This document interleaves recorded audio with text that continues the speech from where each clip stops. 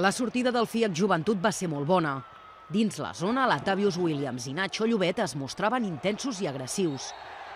I l'encert de Puigéter i de Derrico Basson en el perímetre permetien als vertinegres agafar un primer avantatge de 13 punts. Els de Maldonado dominaven totes les facetes del joc i el Caja Laboral només es mantenia gràcies als punts de Brad Oleson. Però en un 3 i no res, la penya es va fondre. Els vertinegres van desaparèixer de la pista. Mirza Teletovic afinava la punteria per anotar 3 triples de forma quasi consecutiva. Apareixia també Fernando Sanemeterio i tot plegat va conduir el Fiat Joventut a encaixar un parcial de 2-26.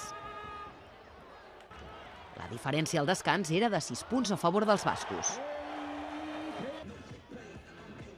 A la represa, la penya va ser capaç de mantenir-se dins el partit, en un tercer quart de molt baixa anotació. 8 punts de Fede Van Laque servien perquè els vertinegres encaressin el darrer quart amb només 4 punts de desavantatge.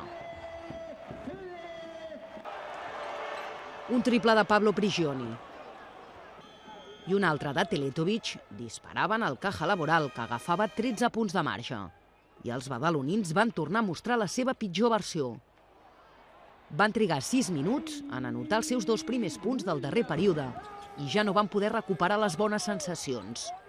Al final, la renda va créixer fins als 17 punts.